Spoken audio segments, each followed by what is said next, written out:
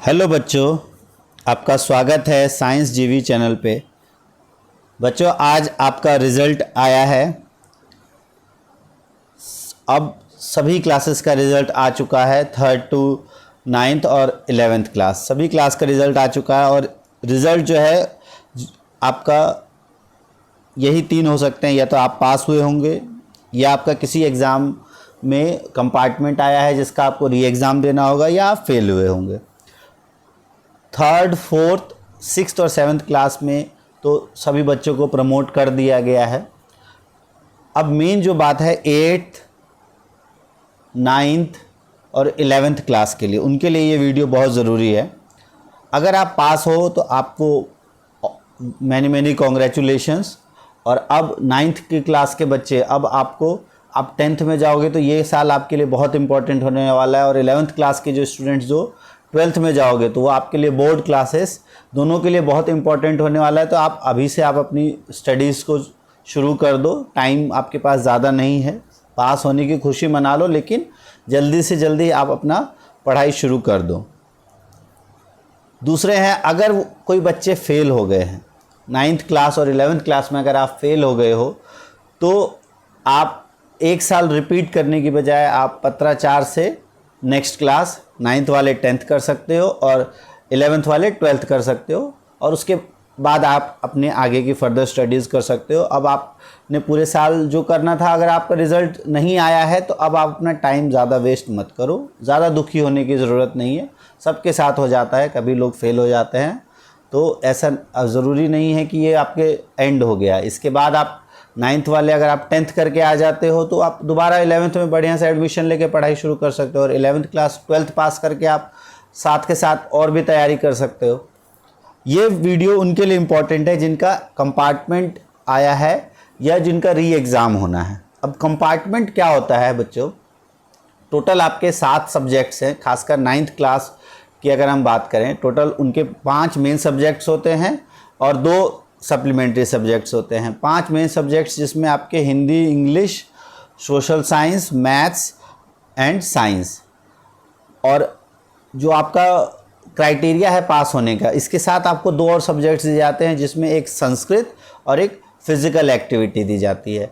तो टोटल आपको 5 सब्जेक्ट में इनमें पास होना होता है। अगर आप 5 सब्जेक्ट में पास हो, लेकिन 5 सब्जेक्ट के लिए आपको लैंग्वेज के किन्हीं 3 में से 2 में पास होना है। लाइक हिंदी, इंग्लिश और संस्कृत में से किसी 2 में आपको पास होना है। अगर आप किसी एक में फेल हो गए हो तो भी आपका रिज़ल्ट पास ही दिखा रहा होगा। और मैथ्स, साइंस, सोशल साइंस और फिज़िकल एक्टिविटी और फूड, अगर किसी के पास फूड है तो फूड, इन चारों में से 3 में आपको पास होना है। सब में पास हो तो अच्छी बात है, सब में पास हो तो सिर्फ 3 ही, जो मेन 3 है वही काउंट होंगे। और अगर किसी में एक में आप बाय चांस फेल हो गए हो तो आपको पास नहीं हो पाए हो। और तो अगर आप लैंग्वेज में से तो आपको 2 में पास होना है और बाकी 3 में।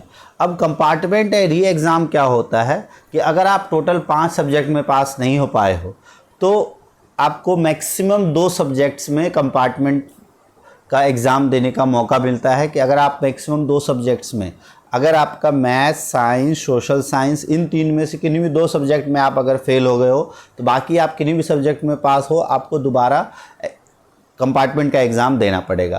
तो कंपार्टमेंट का एग्ज़ाम बहुत ही जल्द होने वाला है। अभी अगर हम बात करें कंपार्टमेंट के एग्ज़ाम की, अब आपका कंपार्टमेंट का एग्ज़ाम का ये शेड्यूल है। इसमें आपका अगर ध्यान से देखो तो कंपार्टमेंट का exam 8th class, 5th class, 9th और 11th क्लास के लिए है। 15 अप्रैल से आपका स्टार्ट हो जाएगा।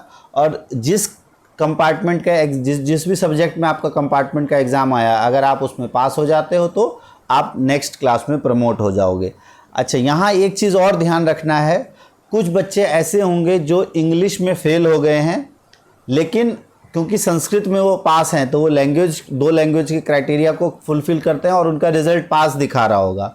लेकिन 9th में आपको खास कर ध्यान देने की ज़रूरत है। अगर आपका इंग्लिश में आप फेल हो और संस्कृत की वजह से आप पास हो गए हो, आप पास तो हो गए और 10th में आ गए हो, लेकिन फिर भी आपको री एग्ज़ाम देना पड़ेगा इंग्लिश का। क्योंकि अगर आप री एग्ज़ाम नहीं दोगे तो आप 10th क्लास में इंग्लिश सब्जेक्ट आपको नहीं मिल पाएगा, और वो बहुत कंपलसरी सब्जेक्ट होता है 10th क्लास में इंग्लिश, इसीलिए आपको इंग्लिश में पास होना ही पड़ेगा।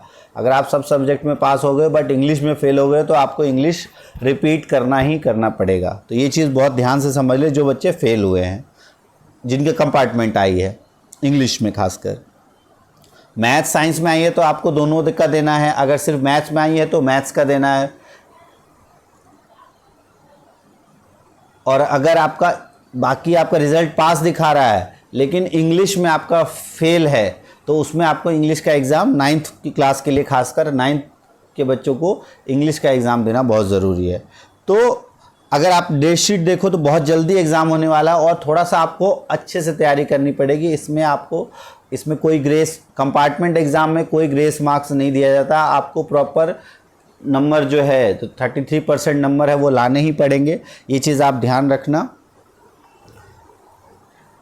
जिसमें आपका डेट शीट 15 अप्रैल से आपके स्टार्ट हो जाएंगे। अगर आप 9th और 11th की 10th क्लास में भी यही सेम क्राइटेरिया। 10th में हिंदी का एग्ज़ाम है 16 अप्रैल को, साइंस में अगर आपका कंपार्टमेंट आया है तो उसका है 19 अप्रैल को, मैथ्स में आया है तो 22 अप्रैल, सोशल साइंस में अगर आपका कंपार्टमेंट है तो 26 अप्रैल को है इंग्लिश, और 29 अप्रैल को है संस्कृत, पंजाबी और उर्दू की। अगर आप 2 लैंग्वेज में भी फेल हो गए तो आप लैंग्वेज का भी दे सकते हो। 9th क्लास में हिंदी का है 15 को, 18 अप्रैल को मैथ्स का है, 20th को सोशल साइंस और 23 तारीख को इंग्लिश का है, फिर 25 संस्कृत और 27 को नेचुरल साइंस। सिमिलरली आप 11th क्लास का भी देख सकते हो, फिजिक्स, पोल साइंस 15 को, 16 को हिंदी, 18 को सोशलॉजी और इंग्लिश, 19 को इकोनॉमिक्स, 20 अप्रैल को अकाउंटेंसी, केमिस्ट्री और हिस्ट्री, 22 को इंग्लिश, 23 को फिजिकल एजुकेशन, 24 को मैथ्स, 25 को बीएस, 26 को ज्योग्राफी, 27 को होम साइंस, 29 को संस्कृत और 30 को कंप्यूटर साइंस। तो अगर आप कंपार्टमेंट एक सब्जेक्ट या 2 सब्जेक्ट में आया तो अभी से आप पढ़ना शुरू कर दो, क्योंकि कंपार्टमेंट का एग्ज़ाम कंपैरेटिवली थोड़ा टफ होता है, तो उसमें आपको थोड़ी सी और अच्छे से तैयारी करनी पड़ेगी, और उसमें आपको 30% नंबर लाना ज़रूरी है। 33% नंबर प्रैक्टिकल्स ऐड करके, जो प्रोजेक्ट ऐड करके आपको 33%, और इनमें मिनिमम आपका जो 25% नंबर वाला क्राइटेरिया है, जो अगर आपका 80 मार्क्स का है तो आपको 27 मार्क्स लाने ज़रूरी हैं। ओवरऑल 100 में से आपको 33 लाना ज़रूरी है। तो अभी से पढ़ाई स्टार्ट कर दो। और जो बच्चे स्पेशल केस जिनका एक आया है इंग्लिश, हिंदी, इसमें फेल हो गए हैं, तो उसमें इंग्लिश अगर आपको 10th में लेनी है तो आपको कंपलसरी उसको रिपीट करना पड़ेगा। अगर आपको हिंदी भी चाहिए 10th में तो आपको हिंदी का भी एग्ज़ाम देना पड़ेगा। भले ही आप पास दिखाई दे रहे हो रिजल्ट में, लेकिन आपको वो एग्ज़ाम देना ही पड़ेगा। तो इस चीज़ के लिए आप प्रिपेयर रहो, और ऑल द बेस्ट आपको एग्ज़ाम के लिए। आपके पास 10 दिन का समय है, 10 से 15 दिन का समय है, अच्छे से तैयारी करो। आपने पेपर दिया है, पैटर्न देखा है, और हो जाता है कभी कभार एक एग्ज़ाम में छोटी मोटी गलती के कारण आप पीछे रह गए हो, इसमें आपको ज़्यादा नुकसान नहीं होगा, 1 महीने की पढ़ाई का नुकसान होगा, लेकिन जैसे ही आप पास करके आओगे आपकी गर्मी की छुट्टियों में आप रिकवर कर सकते हो। तो ऑल द बेस्ट जिनका भी कंपार्टमेंट का एग्ज़ाम है। अगर कोई डाउट है इससे रिलेटेड तो आप कमेंट कर सकते हो, और इस वीडियो को अपने उन दोस्तों तक शेयर करो जिनके एग्ज़ाम्स, कंपार्टमेंट एग्ज़ाम्स है और उनको कोई क्वेरी हो, तो आप इस वीडियो के नीचे कमेंट बॉक्स में कमेंट कर सकते हो। और इस चैनल को आप सब्सक्राइब कर लो, लाइक कर लो, और जो भी गाइडेंस चाहिए होगी इस चैनल पे आती रहेगी। All the best.